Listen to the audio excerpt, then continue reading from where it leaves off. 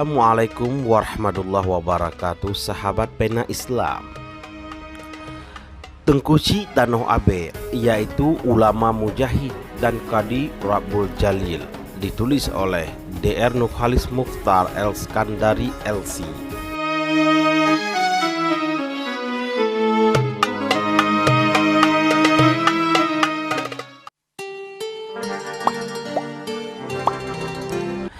Sahabat pena Islam, asal muasal keturunan Tengku Sy Abdul Wahab Tanoh Abe. Beliau berasal dari Timur Tengah, tepatnya di Baghdad, yaitu di Irak. Tengku Sy Abdul Wahab merupakan generasi kelima dari Syekh Fairuz al-Baghdadi, seorang ulama besar dari Baghdad yang hijrah ke Aceh pada masa kesultanan, yaitu Sultan Iskandar Muda. Syekh Fairuz berangkat ke Aceh. Ketika di Baghdad berkuasa pemimpin yang berbeda pemahaman agama dengannya. Tiba di Aceh, beliau melihat keilmuan dan keulamaannya. Maka Sultan Iskandar Muda mengangkat Syekh Fairuz sebagai Qadhi Rabbul Jalil, yaitu penasehat agama untuk Panglima Sago I, tingkat di bawah Qadhi Malikul Adil, yang dikenal dengan Syekhul Islam atau penasehat kerajaan yang masyhur dengan istilah mufti, seperti Syekh Abdul Rauf Al-Singkili.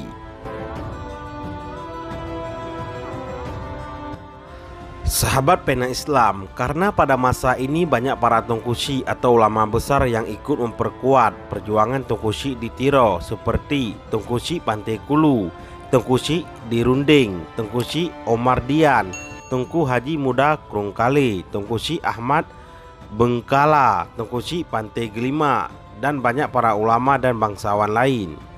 Setelah wafatnya Tengku Sy Abdul Wahab Tanoh Abe, beberapa ulama menjadi sasaran penangkapan oleh Belanda hingga hijrah ke Yan, Kedah, Malaysia. Di antaranya Tengku Sy Umar Dian dan Tengku Sy Muhammad Arsyad Dian yang membentuk generasi ulama sesudahnya, seperti Tengku Haji Hasan Krungkale, Tengku Haji Ahmad Hasbala Indrapuri, Tengku Abdullah Lam'u, Tengku Muhammad Saleh Lambu, dan ulama lainnya. Tengku Sy Abdul Wahab Tanoh Abe kemungkinan besar sezaman dengan ulama dari Banten, yaitu Syekh Nawawi Al-Bantani, pengarang banyak kitab.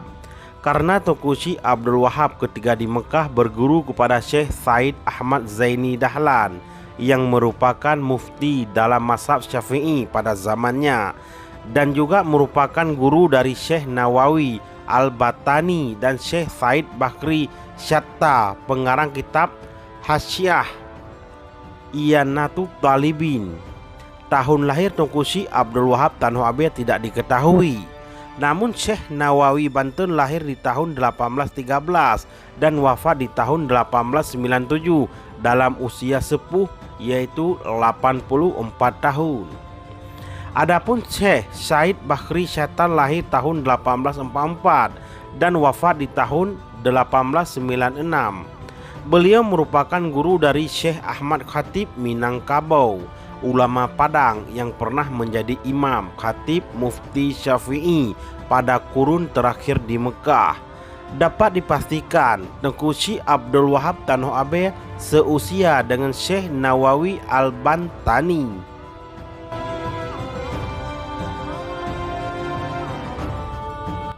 Sahabat pena Islam, disebutkan bahwa Tengku Sy Tanoh Abe adalah ulama yang membaiat para tengku dan hulu balang yang akan mengikuti perjuangan di bawah komando Tengku Sy di Tiro, dengan disaksikan oleh Tengku Panglima Polim, ulama dan ule balang Aceh. Selain sebagai ulama, Tengku Sy Abdul Wahab Tanoh Abe juga seorang kolektor terkenal yang banyak mengkoleksi manuskrip kuno, tulisan, dan kitab-kitab ulama terdahulu, termasuk karya dari Syekh Hamzah Fansuri dan Syekh Samsuddin Sumatrani dalam kajian tasawuf. Sahabat pena Islam, awalnya manuskrip tersebut sampai 10.000 naskah. Namun pada masa perperangan dengan Belanda, banyak yang dibakar hingga tersisa 3.000 manuskrip. yang juga masih besar untuk ukuran Asia Tenggara. Manuskrip kuno tersebut dijaga oleh keturunan beliau hingga pada masa Abu Dahlan Tanoh Abe, ulama kelahiran 1943, cicit dari Tunku Syekh Abdul Wahab Tanoh Abe. Koleksi manuskrip Dayah Tanoh Abe terbuka untuk umum setelah tsunami 2006, mengingat manuskrip di Aceh lainnya hilang bersama gelombang tsunami. Sahabat pena Islam, sehingga keberadaan manuskrip Tanoh Abe merupakan warisan intelektual yang sangat berharga bagi Aceh secara khusus dan Indonesia secara umum. Sebagai seorang ulama pimpinan Dayah, tokoh masyarakat, pejuang dan Qadi Rabbul Jalil, tentu kiprah Tunku Syekh Abdul Wahab Tanoh Abe sangatlah besar perannya, dan khusus untuk koleksi manuskrip kuno beliaulah satu-satunya ulama yang memilikinya. Bahkan beliau juga menulis mushaf Al-Quran dengan tangannya. Setelah pengabdian yang panjang dan besar, maka wafatlah ulama tersebut di tahun 1894 rahimahullahu rahmatan wasiatan.